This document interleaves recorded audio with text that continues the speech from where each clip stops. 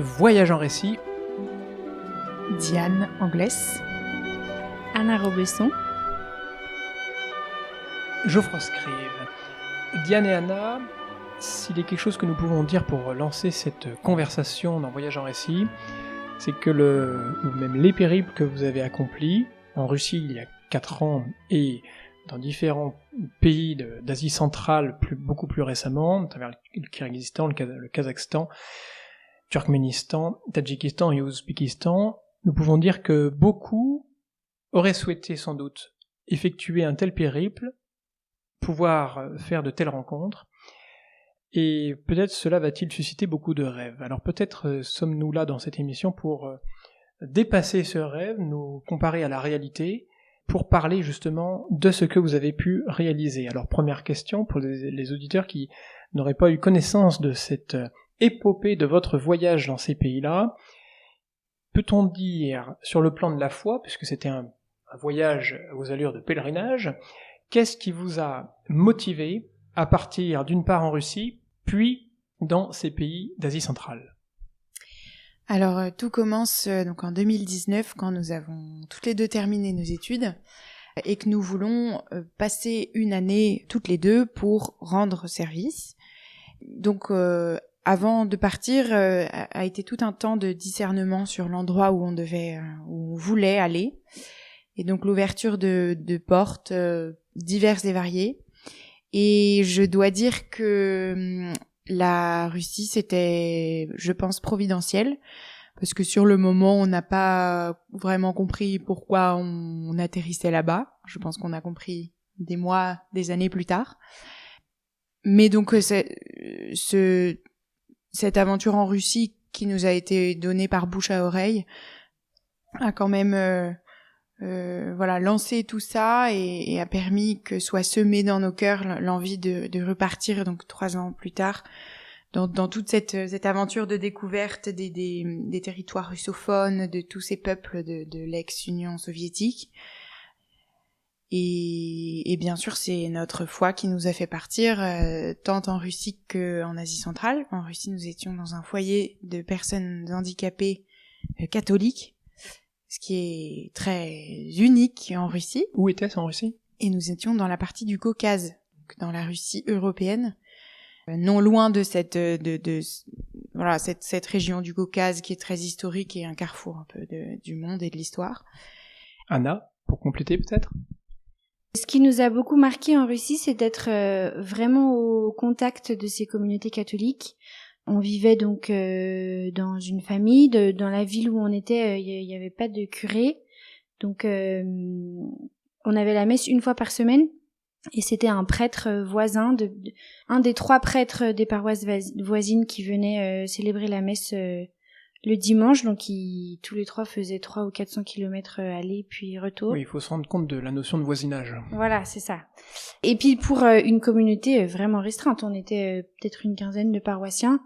Si on enlevait les membres de cette famille dans laquelle on vivait, il y avait peut-être 5 personnes, je sais pas.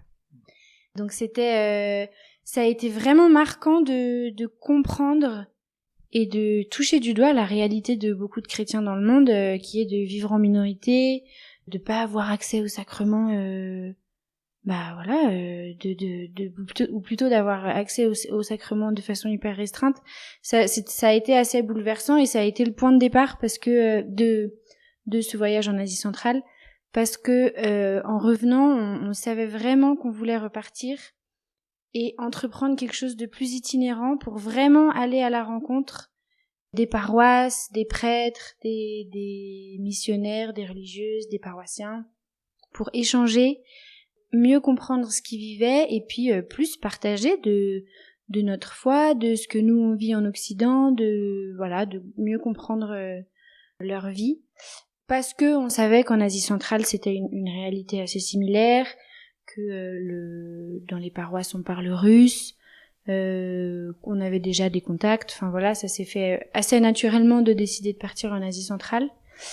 Et puis nous, ce qu'on avait trop aimé en Russie, c'était d'être invité à un prêtre qui vient le dimanche et qui nous dit mais venez dans ma paroisse la semaine prochaine, alors on va passer le week-end dans la ville d'à côté, et puis avec lui, on l'accompagne célébrer une messe dans une petite maison à 100 km de la ville pour une poignée de petites grand-mères dans une petite maison de la steppe.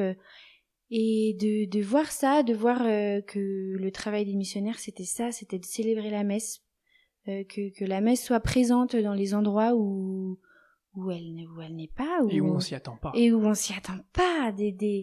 Nous, on appelle ça, c'est nos messes préférées qu'on appelle les messes qui puent, parce que c'est de se retrouver dans des maisons avec des maisons qui s'écroulent à moitié, avec le pipi de chat, la grand-mère qui vit dans son jus vraiment, et d'avoir à se serrer les poings pour se concentrer pendant la messe, et en fait de réaliser pendant l'élévation que Jésus est là, et qu'il est là comme il est dans nos belles églises, dans nos belles cathédrales, et qu'en fait on se rapproche beaucoup plus du mystère de la messe.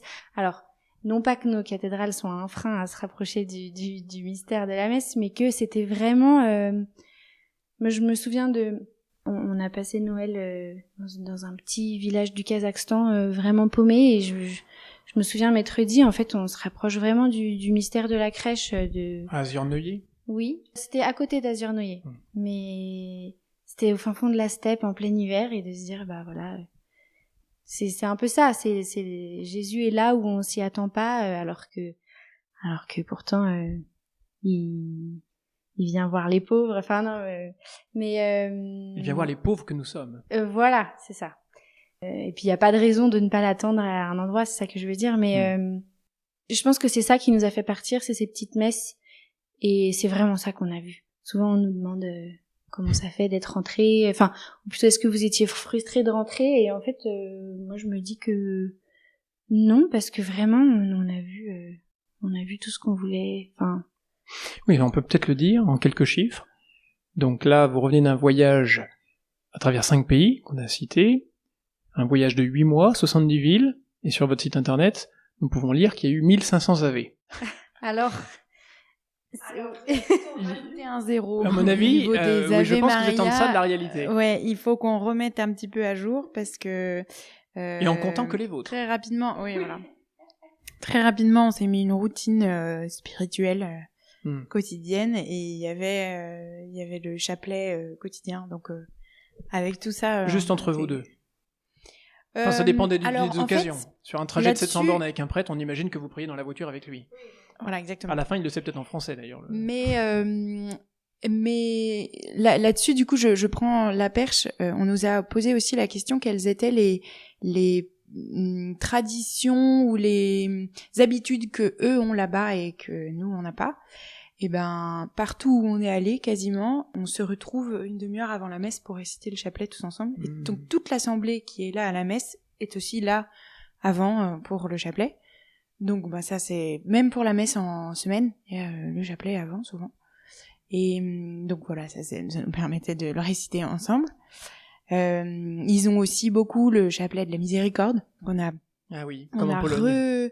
Oui, parce qu'il y a beaucoup de missionnaires polonais. Oui. Mais on a redécouvert ce chapelet et cette dévotion à Sainte Faustine, qui est très belle.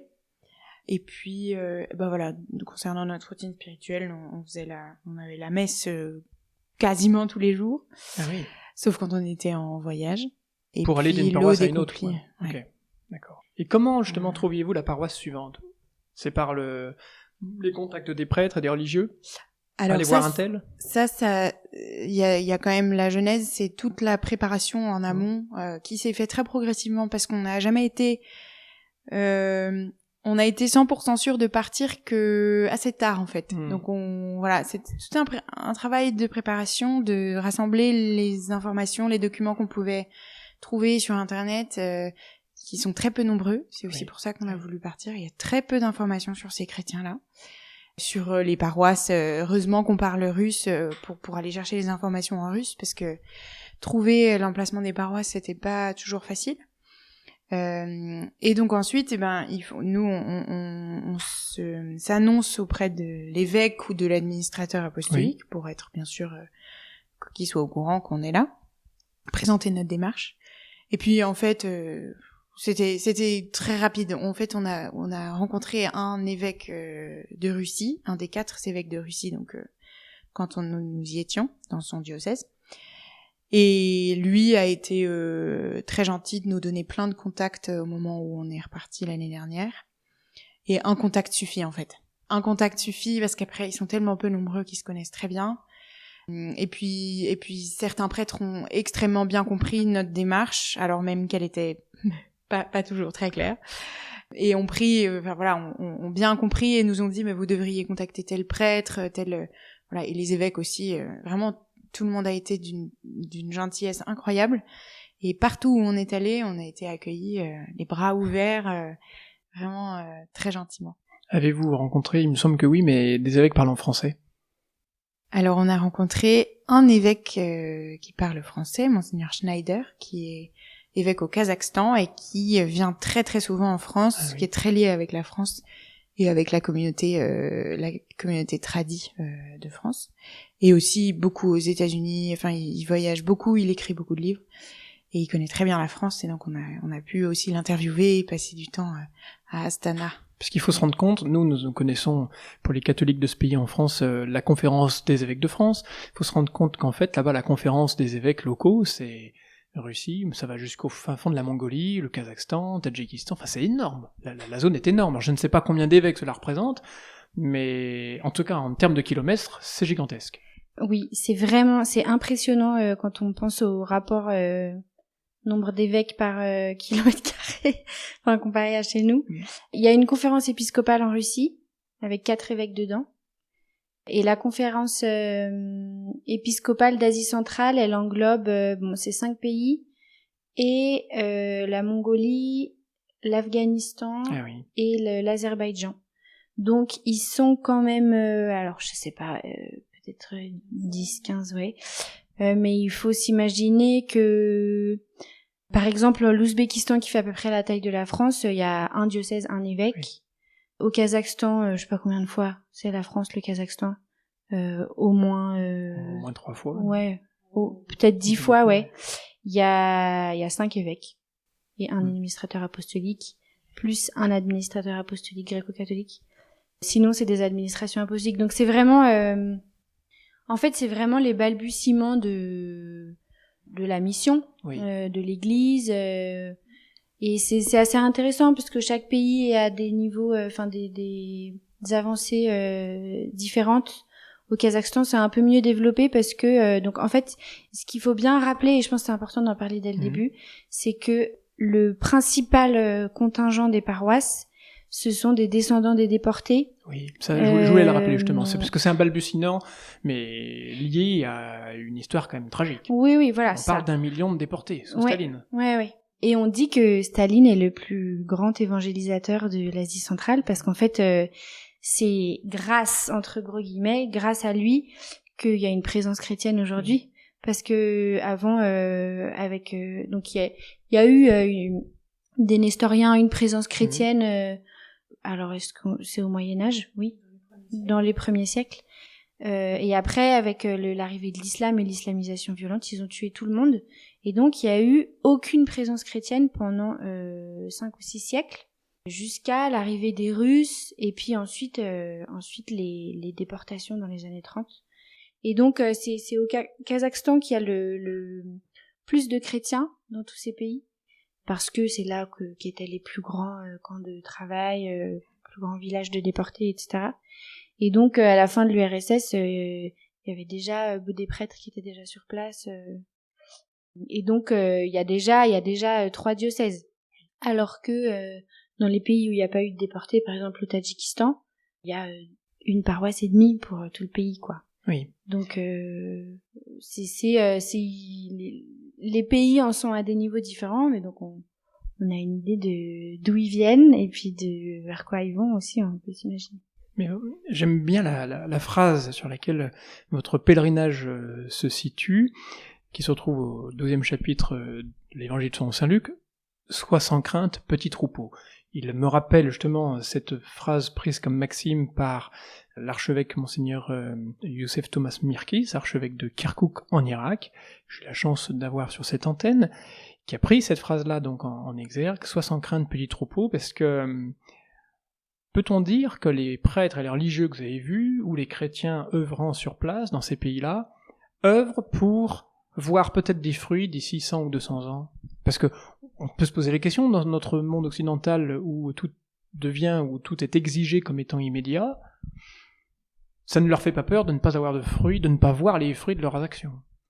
Alors c'est une très bonne question, et ça fait partie de nos motivations à partir, à faire un pèlerinage au cœur de l'église, parce que on s'est nous sentis chez nous partout où on est allé, et on a eu de très belles discussions avec des prêtres missionnaires qu'on rassemblera d'ailleurs dans un film documentaire qu'on est en train de faire, et ils disent exactement ce que tu dis. En fait, nous on s'aime depuis 30 ans, mais la propagation de la foi, c'est à voir sur des millénaires, quoi.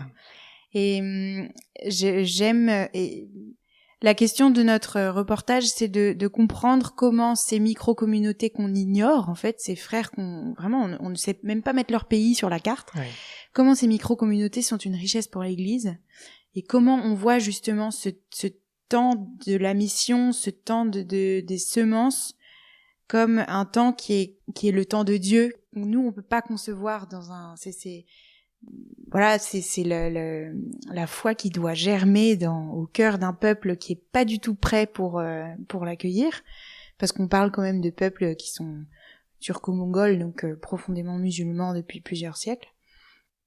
Et donc ces missionnaires, à bout de bras parfois, s'aiment et verront les fruits de leur vie donnée que dans 200 ans, 300 ans, voilà, et j'en profite aussi pour dire que ces prêtres nous disent que dans des situations comme ça, ils peuvent pas tout faire, enfin ils ne peuvent pas jouer tous les rôles de mission en même temps, et ils nous ont notamment parlé de la difficulté de ces peuples de ne pas avoir de témoins, de ne pas avoir d'exemples, parce que les prêtres donc doivent évidemment catéchiser les populations, et notamment les parents, enfin la génération de nos parents, de nos grands-parents qui sont encore pétris de soviétisme, de tout ce qui a pu se passer au XXe, et catéchiser les enfants.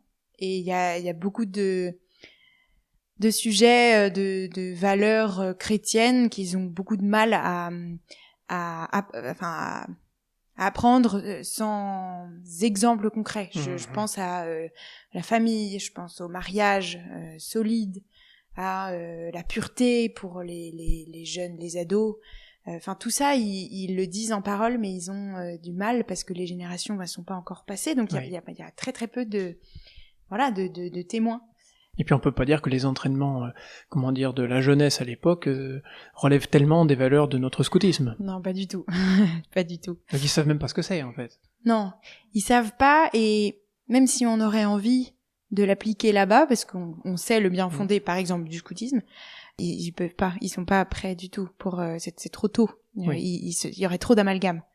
Voilà. Donc c'est commencer par des choses simples, mais en fait, on voit aussi tout ce qu'on peut nous apporter avec nos valeurs d'éducation, de plein de choses qui nous semblent innées et intrinsèques, naturelles, dans nos milieux cathos, et qui pour eux sont une richesse dont ils manquent, ils n'ont pas. Mais on peut le constater même, ne serait-ce qu'en France, ça. Oui, complètement. Donc mais on constate aussi quand même que la France est encore pétrie d'un système de valeurs chrétiennes. Ça, c'est une des observations de votre voyage ? Ouais. Vous le constatez en revenant ? En ayant vécu une année en milieu musulman, oui, on constate quand même qu'en France, il y a beaucoup de choses. La polygamie, là-bas, on a vu des hommes qui avaient plusieurs femmes, basé encore sur le patriarcat poussé à un extrême qu'on connaît pas ici. Oui, on est très loin du féminisme. Ah voilà, complètement. Alors, revenons un petit peu. Nous avons parlé tout à l'heure d'Azernoyer. J'aimerais bien en reparler. Je me suis permis de consulter votre site internet qui en parle. Vous êtes là-bas donc au passage de l'année donc décembre 2022 à janvier 2023. Et vous écrivez: nous sommes passés à l'année 2023 dans la chapelle quasi vide du Carmel, de ce petit village.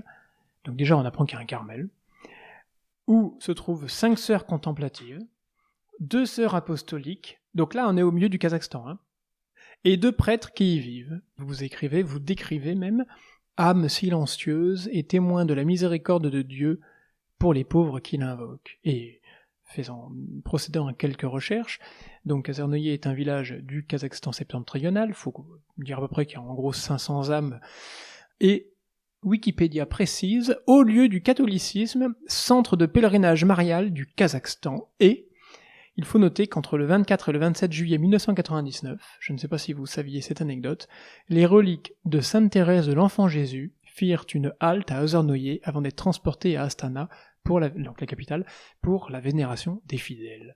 C'est incroyable. Donc la petite sœur de Lisieux s'est retrouvée dans ce bout du monde quelque part. Oui, c'est un endroit assez incroyable parce que il faut savoir que jusqu'à cette année, je crois qu'il n'y avait pas de route en asphalte qui partait du village. Maintenant, il y a un petit bout de route, mais il arrive quand même dans la steppe. Donc c'est vraiment inaccessible en fait. Enfin, c'est accessible, mais faut vouloir y aller, quoi. Il faut vouloir y aller. C'est vraiment au bout du monde. Et c'est, comme beaucoup de villages au nord du Kazakhstan, un de ces nombreux villages qui ont été fondés par ces déportés. Et en hiver, c'est recouvert de neige. C'est la Sibérie encore, donc il fait moins 30 en février. Il y a des murs de neige au bord de la route. Donc en hiver ça va à peu près parce que dans la neige on suit la trace de voiture, donc on sait à peu près où on va. En été on y va à peu près à l'azimut, mais aux intersaisons soit on tombe dans des tempêtes de neige, soit on s'embourbe dans la neige qu'ils font, et c'est des villages qui sont souvent coupés du monde à cause des intempéries. Et donc c'est un haut lieu du catholicisme parce que c'est le seul sanctuaire marial, le seul sanctuaire de toute l'Asie centrale. Et ça, vous le saviez avant de partir, oui. Ou vous le saviez Ouais, on nous en avait parlé. On nous en avait parlé. Donc on voulait y aller. Et puis bon, quand on s'intéresse un peu à ce sujet, on en entend très vite parler, puisque c'est du coup un lieu de pèlerinage, un des seuls endroits qui a cette place pour recueillir tous les camps de jeunes et tout ça. Donc oui, il y a des camps de jeunes estivaux, on peut le dire. Voilà, oui, c'est très actif l'été, parce que l'été il fait beau, c'est tout à fait. Mais c'est ce qui est, et ça explique la présence de autant de religieux dans ce trou paumé. Enfin, on peut dire. Toutes les âmes tous les habitants sont catholiques là-bas ? Non, pas du tout. On imagine que non. Non, et d'ailleurs 500 âmes, je pense que c'est moins maintenant, parce que en fait c'est des villages qui se vident complètement, parce que c'est pas viable en fait d'élever ses enfants dans un cadre pareil. On est à des heures et des heures d'un hôpital, donc c'est de plus en plus difficile. Il faut expliquer pourquoi c'est devenu. Oui. Il y a une histoire de miracle avec Azernoyer. Le mot vient de Ozera, donc le lac en russe, parce qu'il y a un lac qui s'est formé, je crois en 41, quelque chose comme ça. Et il y avait un lac, donc c'est pour ça que ça s'appelle Azernoyer. Mais les habitants mouraient de faim pendant ces famines. Ils ont prié la Sainte Vierge pour un miracle, et miraculeusement le lac s'est rempli de poissons. Et donc il y a une image très belle d'une Sainte Vierge au-dessus du lac avec des poissons à ses pieds. Donc c'est très joli. Et ce qui est assez marrant, c'est miraculeux. En 2017, 100 ans après les apparitions de Fatima, il y a eu une recrudescence de poissons dans le lac, mais de façon miraculeuse. Et c'est les fameuses carmélites qui nous en ont parlé, qui habitent au bord du lac, qui nous ont dit on n'a jamais vu autant de pêcheurs. Et il y avait des... Ah oui. Ouais. Et donc est-ce un hasard, on ne sait pas, mais c'est quand même c'était miraculeux. Ça ajoute à l'esprit de ce lieu, et c'est vraiment c'était un super endroit pour se retirer. On avait envie un peu de faire un semblant de retraite, et on était au milieu de nulle part dans le froid. Donc vous aviez choisi de passer Noël et jour de l'an là-bas. On n'était pas à Noël, on était dans une paroisse à D'accord. côté, mais on y était pour le Nouvel An, ouais. Et donc on y a passé quelques jours et puis on a pu voir les deux sœurs apostoliques qui essayent de faire vivre leur paroisse. En plus, on y était en hiver parce qu'en été c'est quand même plus actif parce qu'il y a beaucoup de pèlerins. Mais en hiver, il se passe pas grand-chose, donc elles font des gardes d'enfants, je sais pas comment on appelle ça, une espèce de garderie. Oui, donc précisons, les deux sœurs apostoliques peuvent sortir et les 5 autres sont cloîtrées, voilà. Qu'elles ne sortent pas de leur clôture. Les sœurs apostoliques servent la paroisse, aident le prêtre, le curé dans sa charge. Et ça a été une grande découverte aussi de voir des missionnaires contemplatifs. On en a vu, il y a un Carmel au Kazakhstan. Je sais qu'il y a un autre monastère contemplatif au nord du Kazakhstan. Il y a un Carmel qui a fermé récemment au Kazakhstan. Et il y a un autre monastère contemplatif missionnaire au Tadjikistan d'une autre communauté. Et en voyant tout le manque, le besoin de missionnaires, les prêtres qui galèrent un peu dans leur paroisse, qui ont sans cesse besoin d'aide et tout ça, de voir que ils utilisent le peu de visas qu'ils peuvent distribuer pour faire venir des sœurs contemplatives. On était un peu interloqués et en fait en discutant avec eux on a compris tout le sens de venir prier au cœur de la mission, pour la mission, et ces carmélites et ces contemplatifs qui viennent donner leur vie, passer leur vie en prière, en clôture pour la mission. Ça a été d'une profondeur vraiment ça a été très lumineux de découvrir ça et de comprendre en fait concrètement le besoin de la prière et la force de la prière. Et ça a été très chouette. Puis peut-être faut-il parler aussi de la beauté. Je veux dire par là que on peut imaginer des steppes immenses à perte de vue. Vous roulez des centaines de kilomètres avec des prêtres pour aller célébrer la messe dans tel village. Comment se fait aussi l'appréhension de la beauté qui vous est donnée à travers ces paysages? Peut-être la lassitude également. Et deuxième question qui en découle, on imagine des villes qui ne sont pas non plus Versailles. Du coup, comment choisissent-ils d'ériger leurs églises et de les décorer? Est-ce que c'est quelque chose qui vous marque quand on arrive d'un pays comme la France, voir les églises récentes, modernes, avec ou sans vitraux?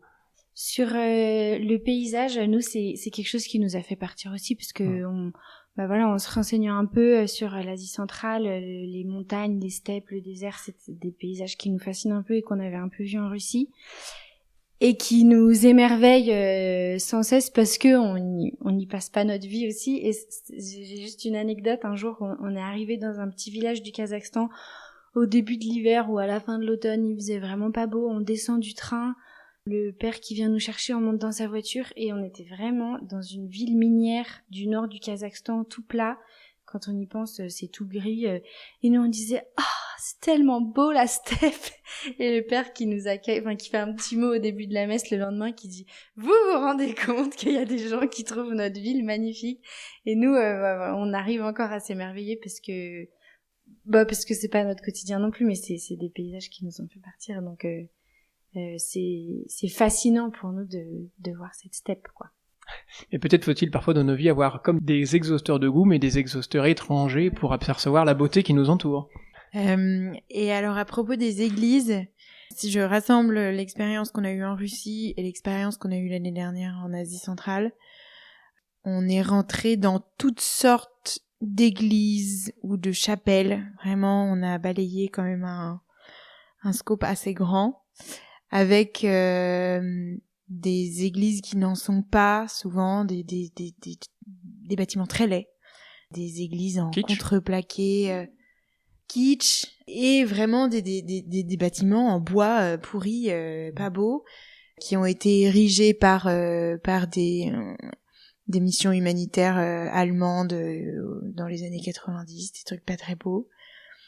Mais c'est souvent ça qui frappe, c'est la simplicité plutôt médiocre des bâtiments et ce qui s'y passe. Et là où nous, on a énormément de chance d'être portés par une beauté architecturale, qui est pas présente partout en France, mais on a quand même des bâtiments magnifiques. Là, ça ne sert pas. L'un ne sert pas l'autre. Mais Mais il y a une beauté qui rayonne quand même de ces... Voilà, donc il y a une beauté qui rayonne. Il y a toujours, on voit très souvent des icônes en allemand, des noms de saints qui sont écrits en allemand ou en polonais, beaucoup d'héritage de la part des déportés ou des missionnaires. Oui. Quand on parcourt votre site, il me semble que sur les photos ou dans vos écrits, dans les rencontres que vous faites dans les paroisses, à part évidemment les prêtres, ce sont exclusivement des femmes qui peuplent ces paroisses-là. Alors, y a-t-il une difficulté soit pour deux Françaises à rencontrer les hommes, ou simplement ne les avez-vous tout simplement pas vus fréquenter la paroisse ou l'église, ou que ce soit en assemblée ou en solitaire? Alors oui, c'est une très bonne question, parce que on a rencontré des hommes qui viennent à la messe, mais c'était des exceptions à chaque fois.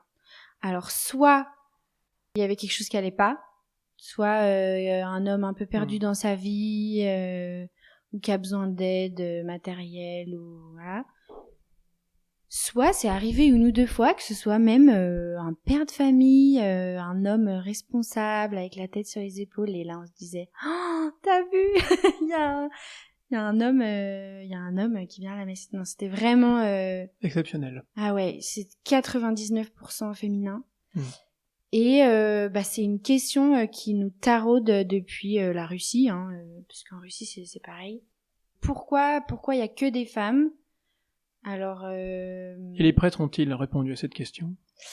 Non, mais c'est une vraie problématique. Il y en a qui disent, je me souviens d'un prêtre qui nous disait, mais en fait il faut vraiment faire attention à ce que ce soit souvent des hommes qui lisent à la messe, par exemple, parce que souvent c'est que des femmes qui servent, mais en même temps, c'est des femmes qui font tout, qui sont, qui servent, qui rendent beaucoup de services, dont la lecture à la messe. Mais il faut un minimum de représentation, parce que un homme qui rentre, il voit que des femmes de partout, et il s'identifie pas du tout à ce qui se passe à l'église, quoi. Et donc dans les éléments de réponse, il y a que, je pense qu'il y a un gros héritage du soviétisme, ou alors de la mentalité russe qui veut que ne jamais parler de ses émotions, être très renfermé sur soi-même, etc. Et que de fait ce soit un truc très féminin d'avoir une spiritualité, et donc que les hommes se sentent pas du tout concernés, sauf quand vraiment il arrive quelque chose de catastrophique. Oui. Mais c'est aussi montrer ses faiblesses. Voilà, c'est ça, de se montrer vulnérable. C'est quelque chose de culturel, et puis du coup par habitude, quoi. Diane, vous voulez compléter? Oui, on est quand même sur des territoires où il y a, sur cette question-là, un vrai paradoxe, parce que on baigne donc dans une culture musulmane où la religion est exclusivement masculine, et nous, on a affaire à des églises qui sont exclusivement féminines, parce que la religion chrétienne est vue comme la religion des Blancs, comme la religion de l'Occident, comme la religion de la décadence et des faibles. Et je pense vraiment que les musulmans considèrent les chrétiens comme des faibles, et on le comprend tout à fait quand on s'intéresse un petit peu à la manière dont eux vivent leur relation à leur Dieu. C'est une manière de nous mettre devant nos propres contradictions. Je dirais plutôt devant les leurs, parce qu'ils ont une relation vraiment de crainte avec leur Dieu, là où ils comprennent pas que nous on est une vraie relation d'amour et une vraie relation, filiale. Et ça, c'est quand même un grand paradoxe et une grande difficulté qu'ont à faire face les missionnaires pour la propagation de la foi, de cette image du Dieu de l'Occident, du Dieu des Blancs, et aussi tout ce qui est du coup transmis par la presse russophone à propos de l'Occident, qui du coup fait tout un amalgame dans leurs esprits. Et même si on parle des Blancs et pas là des autochtones, les autochtones sont musulmans et leur conversion est une vraie trahison, mais donc elle s'entend mieux dans un changement radical de vie, tandis que les Blancs, qui sont des descendants des Russes, ne pas les voir à la messe ou ne pas les voir, parce que chez les orthodoxes c'est pareil, il y a plus d'hommes mais il y en a moins que de femmes. Je pense que c'est à la fois le bain de la culture musulmane et le soviétisme qui n'a... Dans la petite vidéo de présentation de votre périple, vous donnez de voir un homme, un jeune homme, sans doute entre 30 et 40, je dirais peut-être, qui répond peut-être à cette question en disant parfois on croise quelqu'un et on lui dit, ou même lui s'était fait apostropher en disant tu es un bon musulman et pourtant tu n'es pas musulman. Alors expliquez-nous d'où vient peut-être soit ce jeu de mots, soit cette situation drôle, mais qui à mon avis relève de quelque chose de plus sérieux, de plus profond. Alors oui, effectivement, c'est une phrase qui nous avait beaucoup plu. Alors cet homme, c'est Rahim. Il a une destinée assez exceptionnelle puisqu'avec sa femme Mounira, ils sont tous les deux convertis de familles musulmanes et ils sont aujourd'hui parents de 5 enfants et ils sont protestants. Dans quel pays sommes-nous là ? Au Tadjikistan. Ils voilà. sont tadjiks. Donc ils sont tadjiks. Mounira nous raconte sa conversion et le fait qu'elle a été chassée de sa famille et menacée de mort et tout ça. Et il nous raconte avec beaucoup de simplicité et de lumière et de rayonnement la manière dont ils vivent leur chrétienté. Donc ils sont protestants, donc ils ont des mots ils ont de bons mots pour parler de leur foi. C'est très chouette.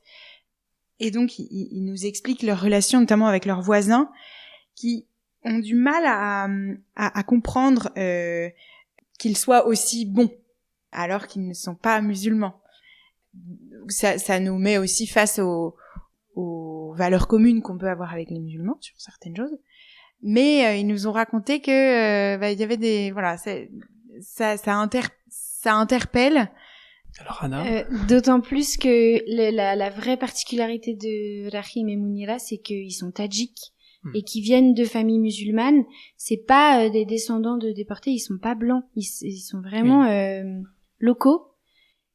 Et autant nous dans toute notre année, il y a pas une seule fois où on s'est caché de dire alors peut-être au début on n'osait pas trop, on savait pas si on pouvait dire aux gens au taxi et tout ça ce qu'on était venu faire mais en fait on n'a jamais eu de réaction hostile parce que on est européenne, on est blanche donc c'est tout à fait logique qu'on soit chrétienne.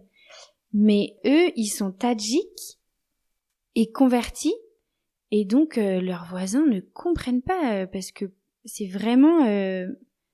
ils disent, mais pourquoi te défaire de ton identité, de la foi de tes ancêtres, c'est vraiment, ils sont complètement interloqués, c'est improbable pour eux, en fait.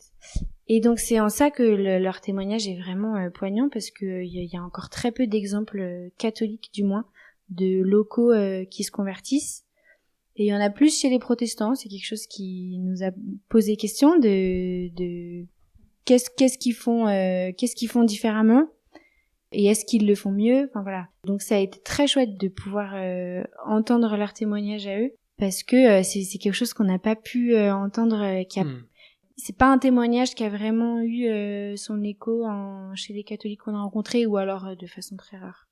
Et puis faut-il préciser aussi, on n'en a pas parlé jusque-là, Anna et Diane, mais que vous êtes mis sous la protection de la Vierge Marie. C'est-à-dire que vous transportiez avec vous une petite statue en bois, faite par un artisan local. Non, elle a été faite par mon cousin. Ah, pardon. Oui. En fait, avant de partir, on est allé au Liban pour un mariage, voilà, c'était tout à fait... Et on savait qu'on voulait partir avec une statue de la Sainte Vierge, et nous mettre sous le patronage de la Sainte Vierge. Donc on a ramené une grosse bûche de cèdre du Liban dans notre sac à dos. Oui. Et c'est mon cousin qui l'a faite, par souci de temps, parce qu'on s'y est vraiment mise un peu au dernier moment. Et donc, on est parti avec Notre-Dame de Sainteté, qui nous invite et qui nous montre le chemin du ciel. Parce que c'est un sujet qui est souvent revenu en Russie, de se rendre compte que les croyants, les catholiques, et particulièrement les jeunes, se sentaient pas du tout appelés à être saints. Diane raconte souvent cette anecdote d'une conversation avec Svieta, une jeune fille qui vivait avec nous, qui lui dit mais moi j'ai pas envie d'être sainte, ça me concerne pas en fait, je veux pas être parfaite, je veux pas souffrir. Elle était handicapée en fauteuil roulant, ça va. Enfin elle a fait sa part. Voilà. Et en fait de se retrouver un peu déconcertée, de se dire en fait il y a quelque chose qui manque, qu'ils ont pas tout à fait compris. Et on avait vraiment à cœur déjà de se mettre sous le patronage de la Sainte Vierge, de partir avec elle, et que de l'emmener à la rencontre de ces chrétiens en quelque sorte, et de parler de ce thème aussi pour amener les gens à partager sur ce sujet, et nous aussi. Et donc on est parti avec notre petite statue en bois, une prière qu'on a écrite, voilà, des petites cartes qu'on distribuait aux gens en russe et en anglais. Et Sviatoy, on peut le dire quand même. Et c'est le nom oui, du village. tout à fait. Et Sviatoy veut dire saint en russe, voilà. Et donc dans les paroisses, quand ça s'y prêtait, on proposait de faire un petit atelier d'échange autour de ce thème de la vocation à la sainteté. Et donc on faisait un peu toujours la même chose, de méditer sur quelques passages de l'exhortation apostolique du pape François, Gaudete et Exultate, sur la vocation à la sainteté dans le monde contemporain. Et c'est très chouette parce que c'est un texte écrit explique avec des mots très simples et très concrets que voilà, on est tous appelés à être saints, et que être saint, c'est pas être évêque, c'est pas être martyr, c'est pas une hiérarchie ecclésiale. Oui, et puis c'est pas être parfait, c'est accomplir son état de vie, c'est chercher le chemin de la sainteté. Et donc de mettre la Sainte Vierge au cœur de tout ça, c'était vraiment déjà une façon de voyager avec elle, de vraiment faire de notre démarche un pèlerinage, et de concrétiser le fait que la Sainte Vierge, c'est le meilleur pont vers le ciel, le meilleur intermédiaire. C'était une assurance aussi de voyager sans péril, sans encombre. Tout à fait, exactement. Parce que les distances sont grandes, on ne connaît pas tout le monde. Oui, puis on avait beaucoup de passages de frontières. Oui. On a beaucoup prié pour pouvoir aller jusqu'au Turkménistan, qui est un pays très fermé. Ouais. Et très contrôlé, donc on n'a pas le droit d'avoir d'objets religieux, de littérature religieuse. Donc on se disait, la question nous a effleuré de se dire, est-ce qu'on l'emmène, est-ce qu'on risque quelque chose en ayant une Sainte Vierge dans notre sac? Et alors? Et en fait, on s'est dit, on n'a même pas eu besoin de réfléchir à la réponse à cette question, parce que évidemment, on n'allait pas partir sur notre Sainte Vierge, mais on se disait justement, si on a notre Sainte Vierge, ce sera plus facile de rentrer. Et on n'a pas eu de problème. Donc vous avez pu le passer. Oui, ouais. Ça a été très providentiel. Combien de temps êtes-vous resté au Turkménistan? 3 semaines. 3 semaines. Oui. Quelle est la présence chrétienne là-bas? Alors c'est très particulier parce que c'est un pays... Par rapport aux autres pays? Oui. C'est ça. Oui. Et puis même par rapport au reste du monde, parce que on le compare souvent à la Corée du Nord. C'est un pays dirigé par un dictateur fou, complètement mégalo, qui érige des statues en or à son effigie, à l'effigie de son chien dans tout le pays, qui a interdit l'utilisation de voitures qui soient pas blanches dans la capitale par souci d'uniformité. C'est vraiment un pays absurde et complètement fermé. Il y a une grosse censure sur Internet. Ils n'ont pas accès à nos réseaux sociaux. Donc tous les Turkmènes sont complètement coupés du monde, et c'est très difficile d'y rentrer.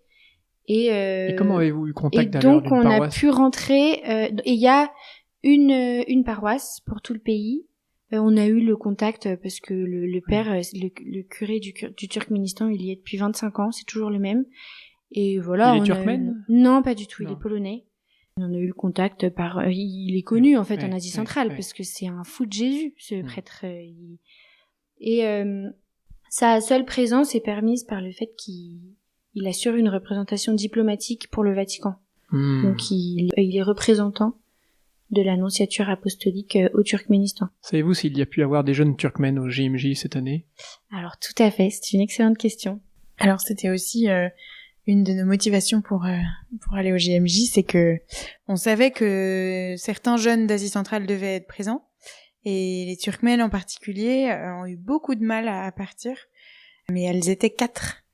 Et donc on les a rencontrées, on a passé une bonne partie de la semaine à Lisbonne avec elles.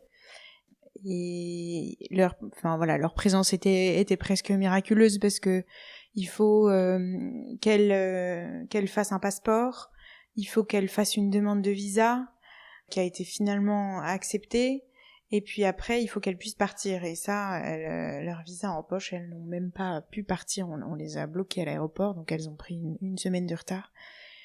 Et voilà, donc elles ont été un peu VIP quand même au JMJ.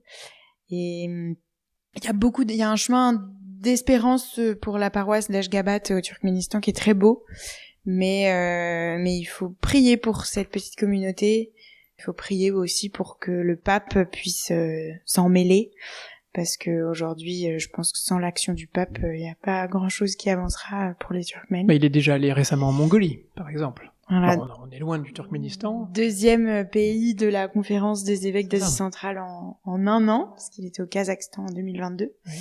Donc ça, c'est super chouette, et je pense que c'est une image qu'il aime beaucoup, ce petit troupeau. Il l'a repris dans son discours aux évêques au Kazakhstan l'année dernière. Il y a une grâce cachée à être une église petit troupeau. Nous, on est persuadés que... Comme son voyage en Irak, d'ailleurs. Voilà, exactement. Mais on est persuadés que l'église universelle n'est rien sans ces petites communautés, et que nous avons beaucoup à nous donner mutuellement. Alors, nous avons parlé donc des catholiques, la présence chrétienne, vous avez parlé des protestants, vous avez parlé des liens avec les musulmans. On peut voir aussi que vous avez été en contact de grecs catholiques, donc ça c'est d'une autre branche. Voilà. Et puis, on n'a pas parlé quand même des orthodoxes. Quel lien avez-vous eu avec les orthodoxes, et qu'est-ce que vous pouvez dire des liens entre les chrétiens, les catholiques et les chrétiens orthodoxes ? Alors, les orthodoxes en Asie centrale sont présents depuis beaucoup plus longtemps que les catholiques, puisqu'ils sont venus avec l'Empire russe donc dès le 18e, 19e. Donc, il y a beaucoup plus d'églises disséminées dans le territoire. On a cherché à avoir des liens avec eux quand on pouvait. Et souvent, c'est grâce aux relations qu'ont les prêtres et les batushkis ensemble. Et ça dépend vraiment des caractères des uns et des autres. Et tout comme en Russie d'ailleurs, parce qu'il y a des prêtres qui sont à même de tendre des mains, et il y a des prêtres orthodoxes qui sont surtout à même de refuser. Oui. C'est plus, voilà. Enfin, c'est pas chasse gardée, c'est troupeau gardé, quoi. C'est un peu ça. Et du coup, on allait aussi dans ces territoires d'Asie centrale avec ce questionnement: est-ce que justement en terre inconnue, est-ce qu'il y a plus de liens entre orthodoxes et catholiques? Et là-dessus, on n'a pas vraiment eu la réponse qu'on escomptait, parce que il y a pas énormément de liens, pas beaucoup plus qu'en Russie.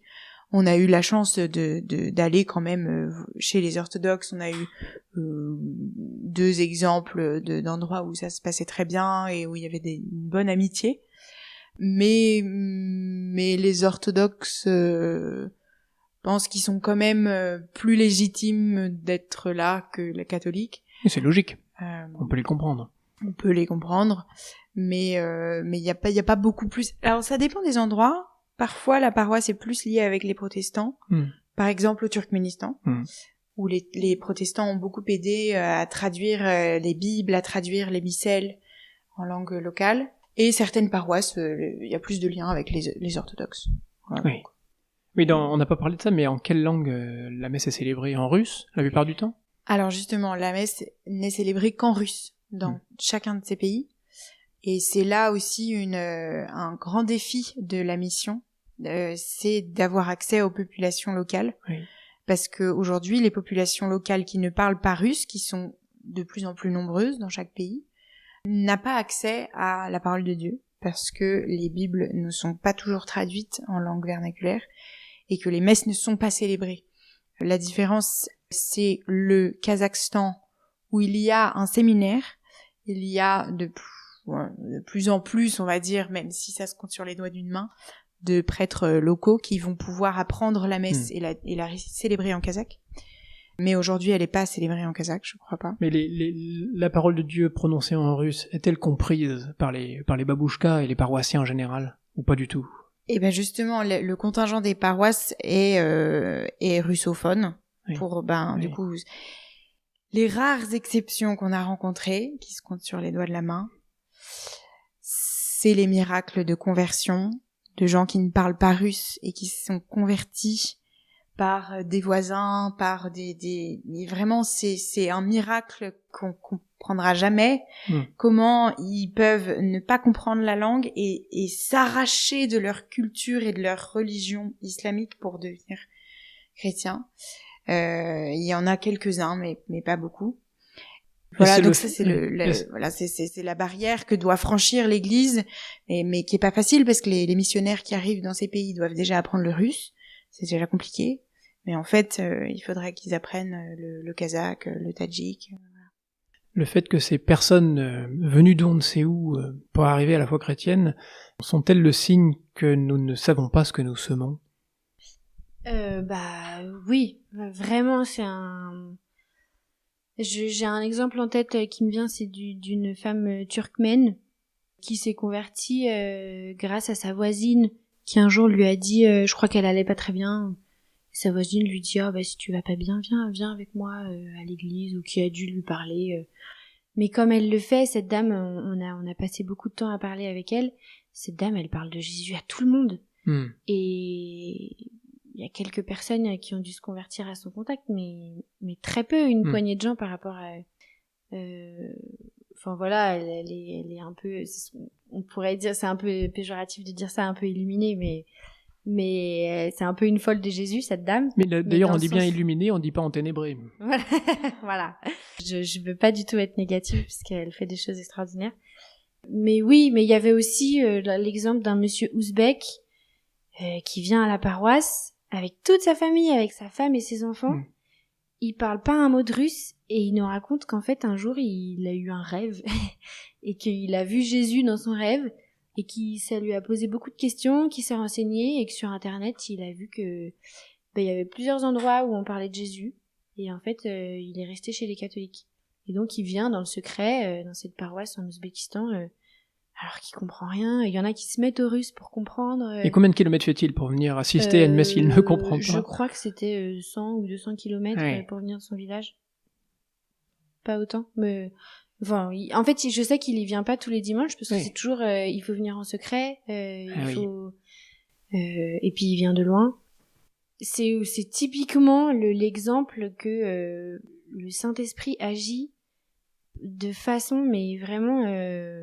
En fait, on peut pas anticiper, et donc souvent, mais même nous, on est partis en ayant la volonté de rentrer en France, de raconter ce qu'on a vu, de témoigner et tout ça. Donc, évidemment, la question se pose de qu'est-ce qu'on dit, comment dire, qu'est-ce que veulent entendre les gens. Et en fait, au bout d'un moment, on se dit non, il faut arrêter de se prendre la tête parce que, en fait, ce qui nous tient le plus à cœur, c'est pas forcément ce que les gens vont retenir, et voilà, il faut dire ce qu'on a à raconter, et puis.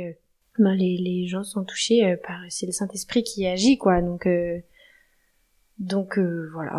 Alors, dernière question, elle sera facile, on vous l'aura posée 100 fois, mais quand est prévu le prochain voyage là-bas? Parce que on ne peut que lire sur votre visage de tel sourire qui ne peut faire que penser que vous avez envie d'y retourner. Alors, c'est pas une question facile. Que ce soit là ou en Russie, peut-être. C'est pas une question facile. On n'a pas de choses prévues. Là, on vient de revenir et on travaille sur notre année qui va être consacrée beaucoup à... Bon, on va se remettre à travailler, évidemment, toutes les deux, mais on va passer beaucoup de temps à témoigner, à raconter ce qu'on a vu. On travaille sur un petit reportage pour matérialiser un peu tout ce témoignage. Oui, quels sont vos métiers, d'ailleurs? Moi, je suis traductrice en anglais, espagnol et en russe. Et moi, je travaille dans le milieu de la joaillerie. Voilà, dans le milieu des pierres. On a évidemment, dire la semence apporte la semence, mais on a évidemment des choses dans le cœur qu'on a envie de faire avancer, qu'on a envie de mettre en place, des choses, des idées, en bâtissant sur les relations qu'on a tissées cette année, notamment avec des prêtres, avec des religieuses, avec des paroissiens, qui évidemment nous attendent si on veut revenir, mais voilà. On a envie de faire 1000 choses. Il y a un temps aussi pour tout. Là, je pense que le temps, il est au retour, il est au témoignage. Je pense que le témoignage, il sera moteur, ou il ne sera pas moteur, justement, de certains axes de développement de futurs projets. Parce que on parle d'une terre de mission qui n'est pas française. Nous, on est plutôt missionnaires en Afrique, on a été en Asie du Sud-Est. Là, on n'est pas du tout, on est dans un territoire russophone, donc c'est quand même compliqué de mettre en place des choses. Mais on a plein d'idées, évidemment, on va y retourner, ça c'est sûr. Mais pour aussi alimenter les relations qu'on a tissées avec les prêtres missionnaires et avec les prêtres locaux, qui sont très belles, et essayer de construire quelque chose avec eux, parce qu'aujourd'hui les relations entre la France ou alors entre l'Europe occidentale et ces pays-là, c'est vraiment zéro. Il y a juste une communauté française qui présente les béatitudes, mais aucune sœur ne parle français couramment. Donc voilà, nous on revient avec... si elles parlent français, mais elles sont pas françaises.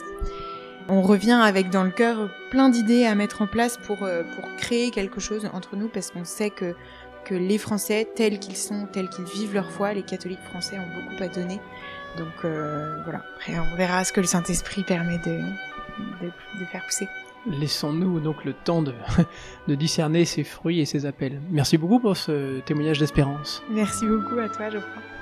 Merci.